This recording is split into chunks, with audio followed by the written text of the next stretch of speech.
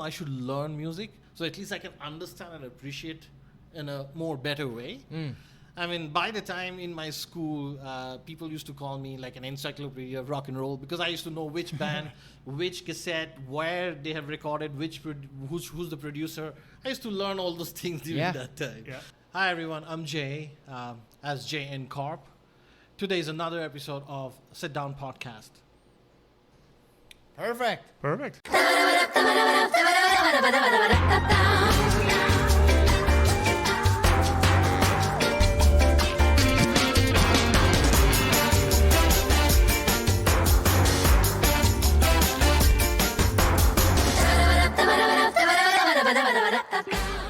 Good morning, friends and followers. Super excited to announce that we're taking the podcast on the road.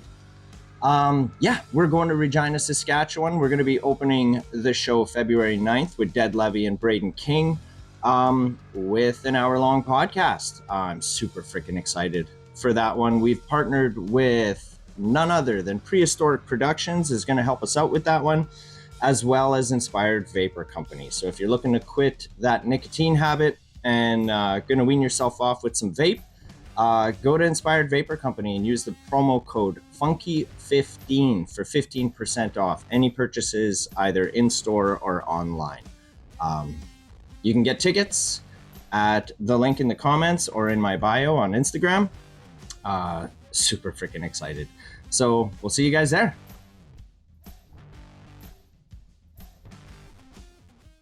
Hello, everybody. Welcome back this week to those of you in-house and to those of you at home joining us this week. Cheers.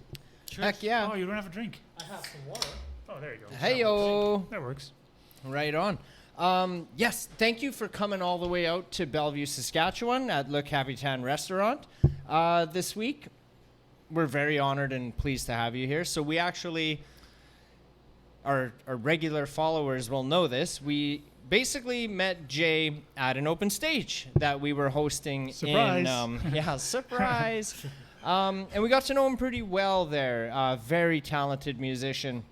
And we're very interested in how you do things because as I understand it, you do all your own backing tracks. You do absolutely everything yourself. And I want to get into that and talk a little bit more about that. So let's start with first of all, where are you originally from, Jay?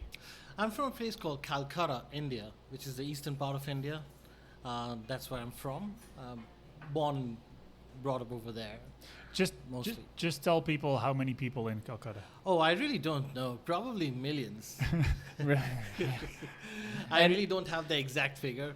But yeah, it's a populated city. It's one of those cities that it's one of the oldest city in India as well. It's one of those cities that makes Toronto look like a town. Really? Yeah. That's funny because Jay actually got lost in our little town here That's tonight. right, and we have 4 streets. Yeah. Well, that's what happens when you see too many people and you get lost in small spaces. Heck yeah. So what brought you out to Saskatchewan and when did you come out here from there? Saskatchewan is...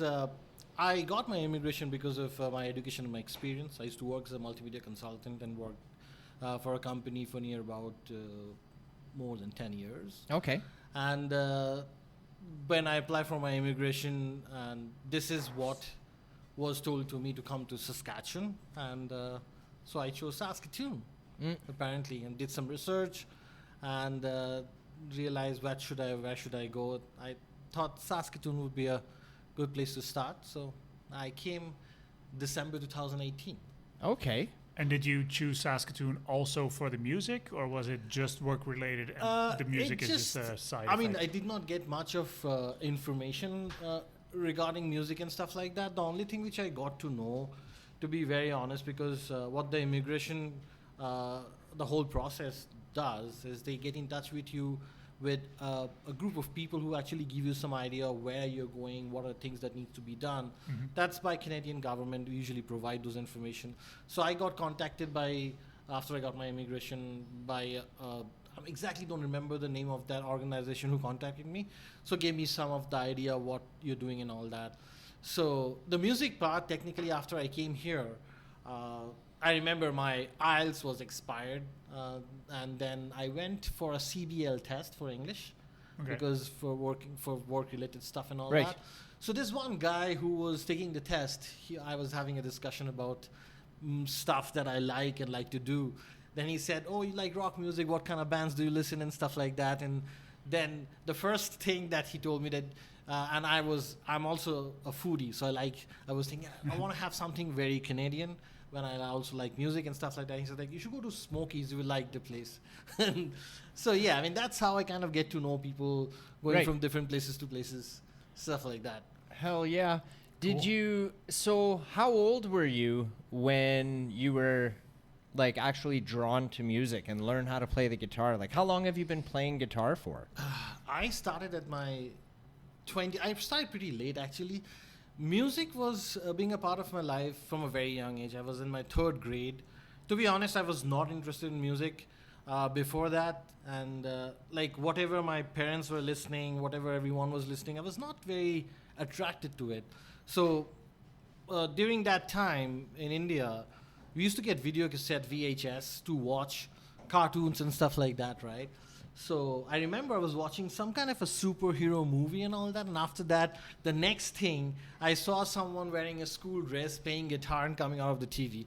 That blew my mind. It's like an epiphany. That was Blow Up Your Video by AC/DC. That's the way on a rock and roll, and that's it. That's an what drew you in? Yeah. That's the rock and roll bug bit my head, and I was just head over heels on that. So you know, like I have to listen to this, and then I would bug my parents to go and buy cassettes, like go to places where music is available. Because again, those days, people who listen off the beat music, which was going on, because this is pre-internet days, right? Like Yep. music is not easily available. But there was a very underground scene, which is in India is there for a long time. I did not know because I was a kid during that time. So, however, there are a few places my dad got to know, like, you know, you can find music, what you like to listen, go there. And that's where those places I kind of got introduced to. There's a place called Free School Street in Calcutta. So Okay. you find old books and old cassettes and old records. It's the street for that. And Really? people who travel would sell books and exchange cassettes and stuff like that. And I got to know so many things and met so many beautiful people there. Yeah. It's more like a hippie street, you could say. Right. You know, like, Does it still exist? oh yeah, it still Oh. exists. I mean, it's not like that what it used to be. No. But in those days, and that was like, and it's an amazing. It's like a heaven to me. I would go there and hang out. You know? Yeah. Yeah. Did you ever, like, did somebody teach you how to play guitar, or are you self-taught? Yeah. So what happened was, like, I was interested in music and I was listening to different types of music, and I got introduced to rock and roll, which are more complicated. You know, like before I started playing guitar, I had 650 cassettes, which I actually heard all the cassettes Right. just to, like, you know, take music inside. Yeah. So then I realized I need to learn to kind of take the thing which what was happening was I was listening to music and I could hear that something is brewing in my head that I can throw it out. Yeah. But I don't have the skills or the tools to do that, right? So then I thought, you know, I should learn music so at least I can understand and appreciate in a more better way. I mean, by the time in my school, people used to call me like an encyclopedia of rock and roll because I used to know which band, which cassette, where they have recorded, who's the producer. I used to learn all those things during Yeah. that time. Yeah.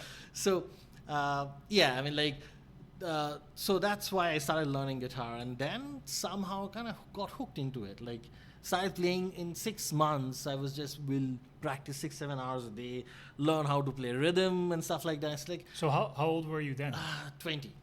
Oh, so you started pretty late. Yeah, absolutely. Really, 20. I was just playing and around 6.5 months, and I kind of found few people to play with, a little who are better at playing.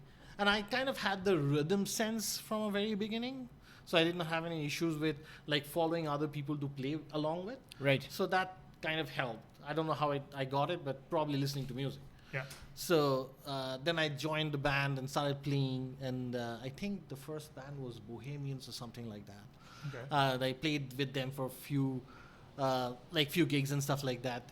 Then I found another guitar player who was really nice and could play a lot of stuff which I couldn't. So we played some original music, and the name of the band was Cyanide Angels. And I met one of my best friend over there, who was the drummer of my last band before I came from India. So, and I developed relationships and, met many friends, and that's how I got into music.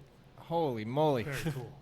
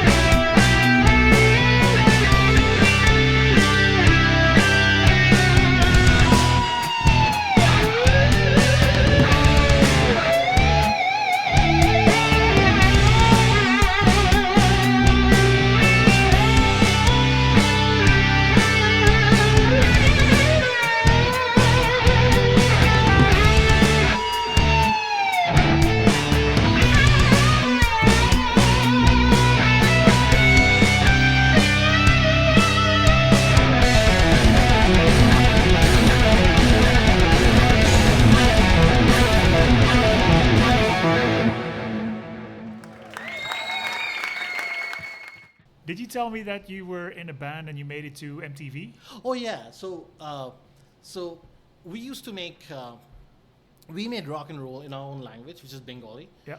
and our band was Prachi, which means obstacle or wall or something like that, which you could say. So we made our music and released our album, and Channel V used to be a part of MTV during that point of time. Okay. So they used to have a nationwide competition called Launchpad. So we were in Launchpad 3. We were the runners-up. I think we were the third place or the second place. I'm not exactly sure, throughout the country. And we kind of played rock music in our own language. And in India, you know, like every state speaks a different language. Yeah. You don't but somehow we did cover a lot of English songs. That's what we have learned. And then we did our own original, the whole album, and kind of toured the whole country like that. So yeah, I mean, Sweet. and our band was the first band from our province which was broadcasted on Channel V for the first time. So that was something different. Is there Very where? cool. So if I wanted to see that footage, is there somewhere where I could find that? This is 2009. I'm not sure it's still there, but if I have to kind of look for it, I think there must be something there. I can send you a link. Oh for hell that. yeah, dude! I'll definitely check it out. But Yeah. there is definitely one video which we have made during that time. I think that is still there. It's called the song we had called Bharat Barsha, which is like India in our language. It's kind of say up yours to the countries, Right, somewhere or yeah. the other. So yeah. So, দরিদ্র দেশের হতভাগ্য নাগরিক হসরিক হও তুলে নাও দায়ভার চাবুক শিরায় শিরায় গান সাথে থাকুন ভগবান এই স্লোগান হোক কালো মাভারের শেষে রক্তে রাঙা অন্ধ্রদেশে থাকছি না আর ছদ্মবেশে পথে খালে যদি স্বর্গ মেশে ভারতবর্ষতে এখানে যে কষ্ট করে কেষ্ট পারি একা মনে অর্ধাহারি একসাথে ঠিক করতে পারি ভারতবর্ষতে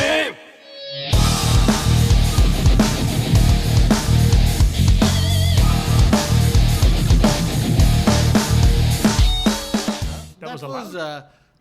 Metaphorically Okay. not allowed, yeah, but that was the message. Yeah. But not as, I'm not saying the country is bad, it's just the corruption and other things which I never liked, which Yeah, Yep. pissed me off. And so it's about the things that you don't like, you talk about, right? Yep. So, right. and that's what rock music is all about. Right? Yep. Heck yeah. Is there a big difference? Like, even though you've got access to like Canadian American music out in Kolkata, Yeah. is there like a big difference in the music scene? Like, if you were to compare the music scene from home to Saskatoon's music scene, is there like major similarities or differences there? Now, I would say not that much. Probably the similar opportunities that you have it here, somewhat over there, because it's like a global village now, right? You have the internet and the access, and there are a lot Right. of bands who are traveling and doing that. But during the heydays of music, when then definitely there was a huge difference, because the opportunities that look, my knowing about the whole business side of it is reading books. I read books from Joe Perry, I read books from AC/DC, I read books from Phil Collins, and how they have explained music was, and what the music was, how the music was being recognized by A&R and the music industry. So those things were not there. I mean, you really have to struggle, and it was a really underground scene. Though Right. it was big and people were doing it, but we were doing it because we love it. Yeah. And there was no opportunity for anyone to, you play rock music and you will survive doing that. No, Right. no way. Interesting. No doubt. No doubt.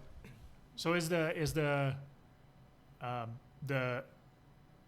let's call it classic Indian music, is that I feel like it's a bigger market than international music in India. Is that right? Not even classical Indian music.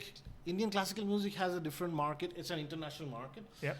Which you would artists like Ravi Shankar, the S. Balasubramaniam, and people like that. And in fact, you must have heard John McLaughlin, who's a jazz guitar player, right? So John McLaughlin has Sure. band. Sorry, I didn't mean to say it like that. Genre Classroom has a band called Shakti, which there's a lot of Indian classical musicians like Zakir Hussain and other Selva Ganesh. They all play together. So that I would say the context of Indian classical music, what stands right now, which is the international market. But the thing which is popular is Bollywood. Bollywood, yeah. So which I was never much interested in. I never had that. Right. Well, eagerness. what's that? What's Bollywood? It's like Indian Hollywood, but the movies are ridiculously over the top. It's great. If you want to see a guy with a rocket coming out of his ass or something, that's Oh, yeah, Bollywood. for sure. That's Bollywood. Got it. It's just something that never attracted me, and it just pissed me off in some level or the other. Right. And they also have like these musical acts. Oh where they, my God, Where those they are like, oh, they're like shit. 50 people dancing Yeah. to this Indian song. It's you should look it up. And I a might. lot of people do hate me because I hate that. Right. Right. Yeah. Heck yeah. I mean- So you learn how to play the guitar at 20 years old. You're in the scene at home. You're playing shows. You're touring, getting a little bit of attention. How did you get to, like, did the solo act aspect of what you do only begin once you came to Saskatoon, Saskatchewan? I was planning for it for a long time, in the sense like there were music which comes from inside by myself. It's just like an expression of emotions. Like my music is definitely for me, after learning the instrument and practicing all the licks and the tricks that I kind of do, now that those knowledge is transformed from licks to emotions. Now what I feel, in fact, this whole list of 3 songs I played, and I'm gonna do another 3 songs which I'm gonna release soon. So this is something it was again kind of brewing with all the things that I've gone through in life. Like every one of us goes through traumas, happiness, and Yep. different things, right? So that's where it's coming from. It's just like it's like an emotions, a wave of emotions is coming out of me, and especially after pandemic. There's a lot of things kind of my mind, and I do like science fiction, but I do read books like from Michael Crichton, Robin Cook, and stuff like that. So those things were kind of there as well in my head. So that kind of got me into that post-apocalyptic theme. On the other hand, the metaphor of the emotions that I was kind of going through all my life, that's what it is right now. I mean, I was planning for it for a long time. I did some instrumental stuff before as well, but I did not release it. I scrapped it because I think a little bit more needs to come out. So that's why it took some time. And by the time my life has changed a lot and this is happening. Right. So it kind of fell in place that I'm doing this after coming here. Right. So when you said scrapping the other songs, Yeah. did you scrap them, or are they still somewhere that you might pick up on? I have to kind of look for it because those are recordings set somewhere lying in some hard drive. I have to kind of look about. Like I might not have it as well, but I have to kind of check it out. Right. So do you when you have something in your head, do you do like a voice note somewhere, or do you? I sometimes, if it's like a melody which is really kind of catching on my head, I record it on my phone and I keep it. I go home and kind of transpose it. Or if I'm home, I just turn on my computer and record it Hell yeah. immediately. Right. Like that's the beauty of modern recording, right? Like you can just put your ideas across as much as you can. Absolutely. Yeah. So speaking of like modern recording, what was the we were kind of talking about it earlier, the program that you use when you're doing your recordings? So the basic DAW, the digital workstation that I use, that's Cubase. The Cubase that I use, and I use a simple sound card. I have 3 actually. One is a Steinberger sound card. Another couple of them are both M audio. The new one which I bought is a little bigger and has more options in it. And for the drums, I use something called addictive drums. So what I do is technically I think about drums, right? So I kind of play my drums on my teeth, and I okay, this is the bass drum, or and I got influenced by many drummers. For example, Vinnie Colaiuta is one of my favorite drummer who played with Jeff Beck, the Sting, and also played with Megadeth. So like the variety of Yeah. playing, and then Simon Phillip, who played for Toto and other artists as well. So this kind of drummer, like I've grown up listening to. So I kind of think on their context of if I'm playing a groove and what should sound like. So I will kind of write it. I will think about it or play it in my teeth, and I will write it dig, da, dig, and then I'll play it, and I'll say, okay, so this is working. So then that's how I kind of make my drum. It takes a long time. Hell It's yeah, a dude. tedious process. No doubt. Fun fact: Dave Grohl has terrible teeth because that's what he does. He drums with his teeth. And That's the first time I've ever heard of anybody doing that. yeah, Dave Grohl does it too. Interesting. Yeah. So when you're playing live, Yeah. like I've seen you with your mouth open a few times, like every now and again, like you're doing that, right?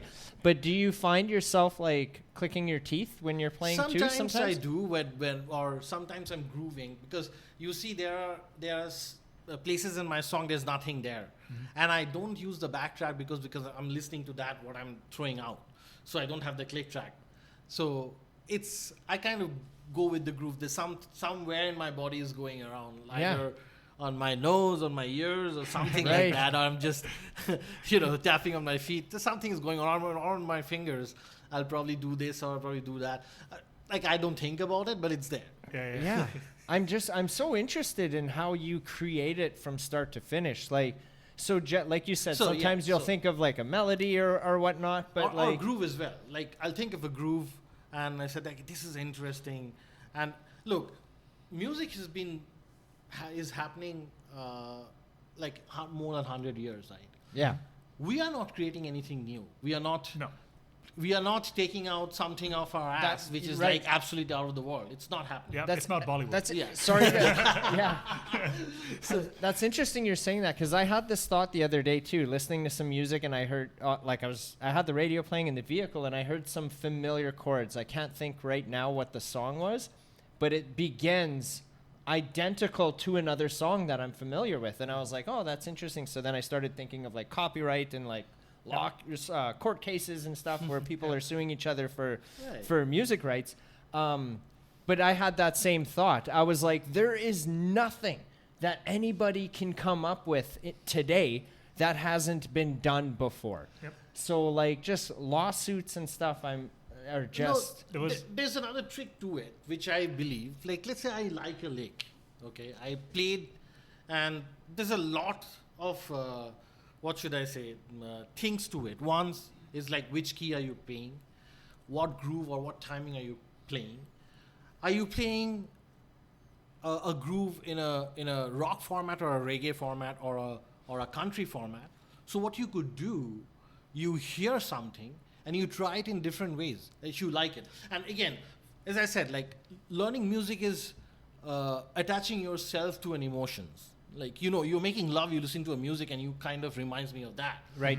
So lick is also something like that, like you learn a lick, and then I would think okay, I learned this and this is the lick I could play. I heard this song. What can I do to make it different? Because I like it so much, I want to use it. Yeah. So I would change the timing, I would change the key, and I will change few notes in between to see how it's interesting and what it makes me feel. The thing that I'm thinking of during that song, am I making it a little darker or a little brighter? So this kind of thought that comes in my mind. If something that I like and I want to use it, I just don't copy it and paste it. Yeah. That's bullshit, right? Yeah. Yeah. Yeah. You don't have to. You're a human being. You're an intelligent living creature. Yep. So use your brain and just play something which you would find it different. So and you can still create with those. Absolutely.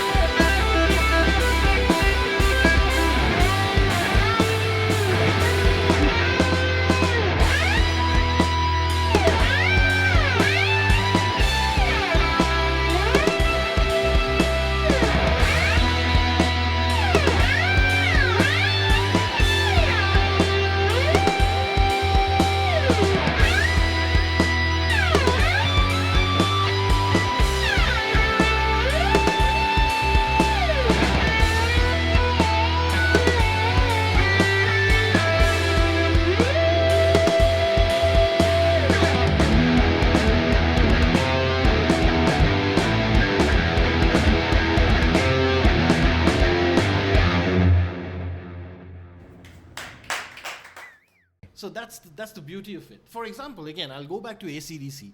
They played in a blues format, right? So, but if you listen to their albums, they're not a single song which sounds the same. The reason being, they're creating all the time. They're taking the same 3 chords and they're making it so many little changes and such well connected with the emotions or the things they're talking about, and it just works so well. Was it Angus Young that said? Angus Young. He said something about he was upset because someone said that the 12 songs on their album all sounded alike, and he was like, "We have 13 songs, damn it!" Yeah, I mean, if someone is saying that AC/DC's songs sounds the same, and they're probably not listening to it. They just Well, the basics are mostly the same. I mean, like basic. Like, you listen to AC/DC or during the bands of that time, you listen to Deep Purple would be again a little bit on a diatonic side, which does not use the blues that much. They come from a background of classical music. What I feel like, I played a lot of Deep Purple at some point of time, playing for cover bands and stuff like that. Right. Yep. So that's a different thing. But if you're Bad Company, AC/DC, and the bands of during that time, and Free, there was another band called Free. So you hear them that they use the blues format, but they kind of change and they create a lot of melodies out of that, which is not exactly like a 12-bar blues and they're playing, but they're using it. But that's how it is. You have to be creative with whatever you're learning and make some changes. Try it in a different way. You play one melody and then if you're playing with other people, listen, let's try it in a reggae context, right? Yep. And remember, like, if doesn't matter whether you're playing metal, you're playing reggae, you're playing rock, you can use all the influences to make sound different, and that's where the creativity is. Yep. Like, I remember an interview with Ed Sheeran at some Dutch talk show or whatever, and he literally challenged everyone around the table, like, give me a pop song, and these 4 chords. Or these four chords will create any pop song. Give me any pop song right now, and he played all of them in the same chords, and they all sounded like they were meant to be played like that. So it's the basic is all the same, but the flavors on top is what makes it different. No, what you're saying is absolutely right, because like a scale, which is a C, D, E, F, G, A, B, C. I'm just playing a normal natural scale, right? And each note of each scale can actually make a chord, and what is a chord? It's a bunch of notes that makes an emotion, right? Yep. So I'm not want to get into music theory, but like this 7 notes has something called what do you call it? Degrees. Like if I say 2, 5, 1, then I would say 2 means D minor, 5 means a G7, and 1 means C.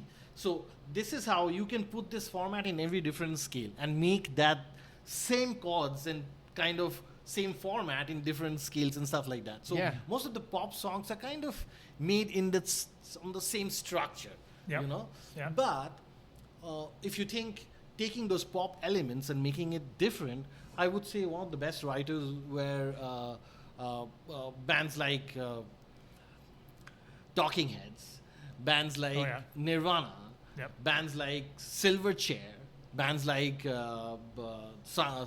Soundgarden. So what they would do, they would go out and put notes which are not inside those scales, make it interesting. And again, this concept again coming from jazz, because jazz has that elements of putting different things together and touching those outside part and then coming back in. I'm not a jazz player, but I'm a rock musician who's interested in different other things. Right? Yeah. So and I like those elements that I kind of get to learn from other music. So that's how I think the music is, like, as he said, that Ed Sheeran said that you can make 4 chords with music. I understand, that's fine. But you can take that and again make it little different. Make it your own. Make it your own. So that's the whole point. Absolutely. I really love how you keep, instead of saying sound, like you take these chords, instead of saying they make a sound, how you keep saying it makes an emotion. I really love that. Yeah. Because it truly does. Well, music is emotion. It's, exactly. Now I can't get off of that train of thought right now. Like, I think I just had an epiphany here, I think. Oh, no. As a result of that. Like, yeah, it's the emotion. It isn't sound. But anyways, that's neither here nor there. But Are you okay? yeah, we gotta take a break on this one. No, These emotions. okay, so putting everything on your computer and using the programs that you're using. Is that all self-taught right there as well? Oh yeah, that is completely self-taught because I wanted to record when I started playing. I realized, like I'm playing guitar and I have to do something. Like, how will I learn? Like, I need to, like capture it to hear what I'm playing. Because another thing which I actually learned from someone and guitar, I'll come to that. So. It is one of the important things for a musician is to hear what you're playing. How bad and how shitty you are, you need to understand that. And then only you'll improve. And trust me, there are hours of recording which I played and it's just crap. Yeah. And I played in senses, I played in a nonsensical way, I played drunk. And I just had to see what I kind of come up with. And probably 80% is shit, 20% is great. So that's how you learn music, right? You play 100% out of which you take the 20% and then you work on that 20% to make that another 40%. Absolutely. And there is no ending of learning. You tell me that if a musician thinks that I know everything, then he's gone. Yep. He should not do music, or she or they should not do music. I remember one of the coaches, I think it was Simon Cowell at The Voice. One of the first seasons or maybe American Idol or something. Anyway, one of those shows, there was one of the judges that really harshly asked, like, have you ever recorded yourself and listened back to it? Because you sound terrible. So yeah, that makes sense. 80% is shit and 20% is okay. I mean, like, these songs have been made, I think I'm still shit because the ones you think again, you're the greatest and all that thing in your head, and it just that stops ego. your creativity. Forget about being ego. It just, trust me, like, the more you play, the more you have that, you need that enthusiasm to move forward, right? I play a lick today, tomorrow I play another song and I get the enthusiasm. Okay, I'm just creating something new, so I want more. So that hunger needs to be there. If you don't have that hunger, you will not create. Then you stop. Yep. Absolutely. Yep. So, okay, so being a solo artist living in Saskatoon, Saskatchewan, how, like, are you currently, like, trying to book shows and gigs, and are you out there performing? Because, like, we see you at Trying open to join stage. bands, maybe? But outside of open stage, like, I'm not too familiar with, like, if you're, I don't know, in the circuit or doing other shows. Like, I don't know. I kind of reached out to few of the places to kind of for shows, and they did not get back to me. The one place I only played once, that was somewhere else pub. Oh yeah. Israel. Yep. And Matthew was really nice, and he kind of gave me a chance. I played for 2 hours over there, and but that's about it. And there was not much crowd the time I actually played. Probably 4 people were there, to be honest. Right. And it was a huge place, right? And Yeah. you need a little bit of crowd being there to play it, so that, like, to see how it feels. And the second of all, like, in the modern, like, if this was in the 70s and the 80s, people were listening to music not for the vocals but music as a whole. But now the popular music is made in such a way that the vocal has more precedence than the rest. And somehow, like, it's a responsibility of the artist as well. All the people who are responsible for the scene, for example, music, is to flourish everything together, and that's how it works. Like, it's like a family. Like, in a band, a vocalist is not more important than a drummer, and a drummer is no more important than a guitar player. Everyone has the equal say, and everyone is important, especially a bass player. Without a bass, the band sound like shit.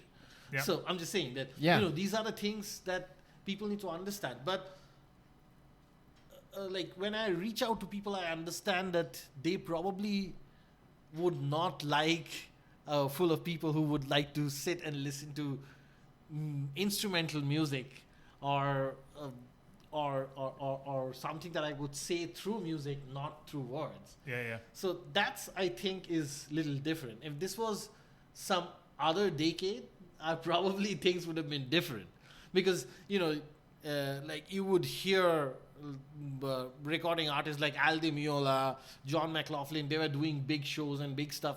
It's not happening anymore, and the reason is that because the gatekeepers of music has made music in such a way that the vocal has the more precedence. Mm-hmm. You literally, like, it's like a 4-year-old kid that you kind of spoon feeding them, and this is what you are, this is what you learn, and the rest you should not, somehow don't listen. Yeah. Right. Or and now people are kind of, their mind is blocked because there are so many other what should I say, distractions. Yeah. And it's somewhere or the other, I think if that, and that can only happen when a lot of different people kind of play. Like, as I was talking to you, like, you think about Madonna, who was playing in the 80s. There were people like Manu Katché, who played drums for Sting, the Nathan East, who played drums for who plays bass for Eric Clapton and Toto, and other artists as well. Steve Lukather, who played for Toto, played for Michael Jackson. Eddie Van Halen played solo for Michael Jackson. So, this rock, pop, and everyone kind of coming together and making music. And producers like Quincy Jones, who were doing these things like that. So that is kind of stopped. Yep. I think right now, probably one producer producing songs for 5 fucking artists. Yeah. Yep. Yeah. There's a very funny thing that actually happened. I was listening to a Toto song called Coming Home, and I heard another song. It sounds very familiar. It's like, I don't know, like, I was driving and I came back home, and then I opened up I watched this channel by a guy called Rick Beato. He's also a musician, a producer, and stuff like that. So he kind of was explaining, and I realized, oh, this is the song I was listening to. So there was one song which is by Justin Bieber, written by 10 songwriters. They just copied the whole fucking, the chorus, and put it over there with different lyrics. 9 people wrote that song. And this is what they could come up with. And that's what they came up with. Yeah. Hey, come on, man.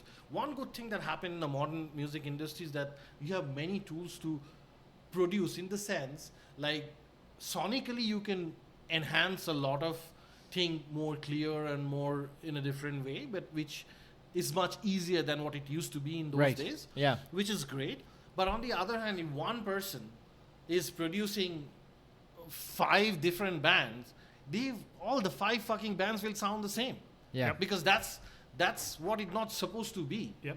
Like, Right. everyone should have their speciality. Like, I can do a good reggae record, and another person can do a good rock record, another person can do another great metal record. So that's how it should be. I mean, I can't, for example, I can't ask Dave Mustaine to record, to produce I'm just giving an example. Right, Dave yeah. is another producer, Yep. to produce a reggae record. Yeah. It's not done. Like, everyone has their speciality. So that's how I think, that's why, like, coming back to what you're saying. So I haven't got many positive response for that. Right. Probably if I play with a band, people seeing playing with other people might attract them. And it's not that it's not there in this country. There is a great band from Canada, Intervals. I don't know if you heard of them or not. Who? Intervals. Okay. They're from Ontario. In fact, they came to India to play as well. Oh, Okay. Oh, they're like the band. The guy who actually formed the band, his name is Aaron Marshall. He's one of the best guitar players in the world at the moment. Okay. And his music is amazing. And everyone who plays in the band, they're like super players, like beautiful. And it's very melodious. It's not that, you're just playing theories and stuff like that. Right. It touches you. In fact, they have a song called Epiphany. You should check it out. It's awesome. So I'm just saying that it's there. It's there, and it's been very segregated now. There is a certain crowd in certain province, or it's certain crowd with certain group of people. I probably have to find the people who would be interested in it. Probably a gathering of a musician would like my song music, or I don't know. To be honest, at the end of the day, I do this because I love it. Yeah. And I'm going to do it. Like, doesn't matter if something happens to Yeah. it or not. Yeah. And I'll keep trying to find people to play with. I will go and approach people to let me play. So I'm just playing wherever I can. Right. You know, that's my approach at the moment. Right. And I'm trying to build a lot of, like, for example, you know, making small videos, putting up online, just to see what the reaction. I'm trying to understand the whole online world as well Yep. Yeah. by doing that. Yeah, that's another beast altogether. Yeah.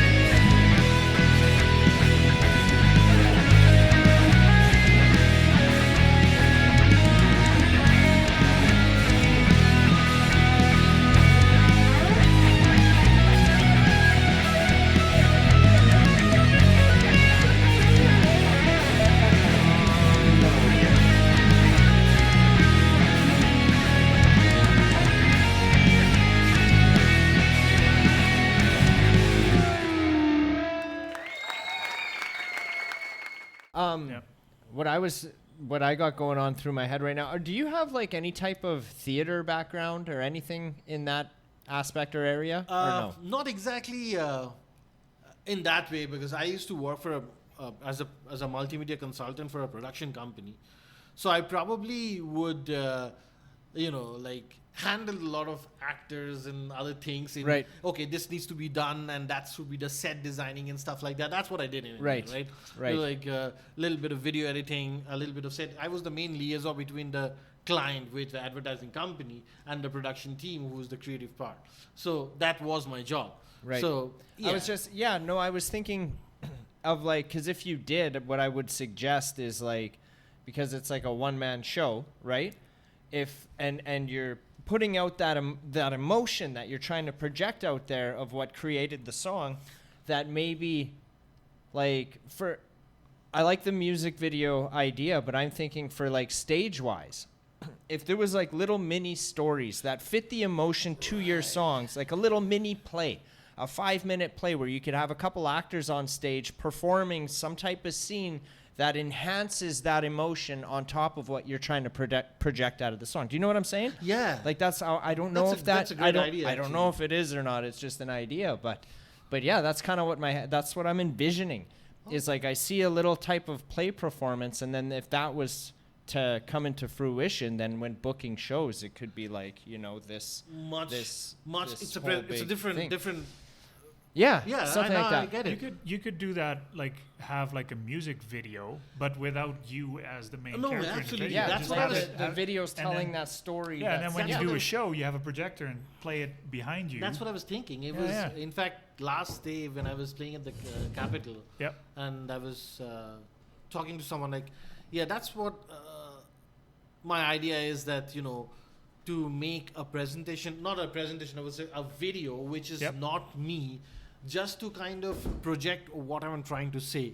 So I would probably do this with the 3 songs which I'm doing at the moment. And I'm just gonna, since I'm a one-man thing and I have to work and stuff like that, Yeah. so I'm just gonna finish by end of March. I'm planning to finish all the songs that I want to do and out for the release. Yeah. I would be making couple of videos with those 2 songs, which is gonna come out. One is The Light of Darkness, the one which I played before. I haven't released that song yet, so I'm Okay. just still working on the mixing part of it. Yep. And there's another song which is actually a childhood friend of mine actually played with me.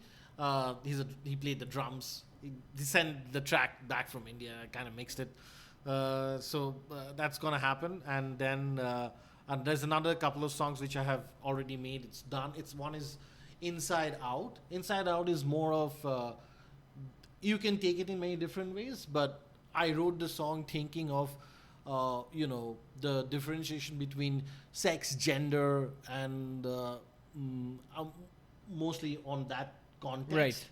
Mhm. Like I think in world, the important the problem that creates, which is a very sensitive subject, to be honest, but I kind of say it in any way, like controlling women is another thing that kind of pisses me off in some way or the other, and that is the main root cause of a lot of things in the world, you know, like controlling a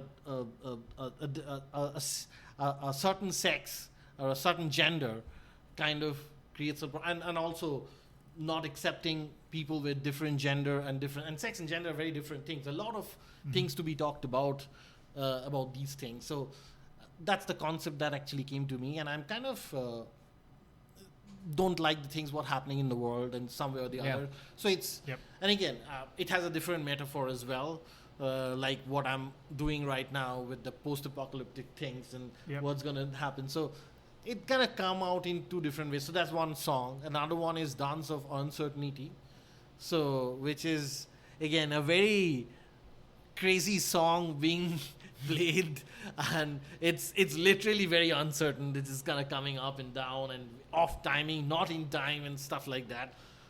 That's one song, and that I probably can't perform without another person. I need a drummer for that. Right. Okay. So let's see. I'm working on that other aspect as well, to kind of creating backtracks so I can play with another drummer. So You know yeah. a drummer. I know. You know a couple of drummers. a couple of drummers that I'm gonna approach them. They're a very busy person, but I will definitely approach them and see. Yeah. I'm just working on making those backtracks. I have to finish the songs. I have to make those backtracks. I have to make the videos. A lot of work is there in between. Yeah, yeah. Freaking Some- rights. Dude, I my hat's off to you for just being able, just doing all. it. Yeah. Oh, Just like, oh, I want to figure out how to do this. Well, here we go.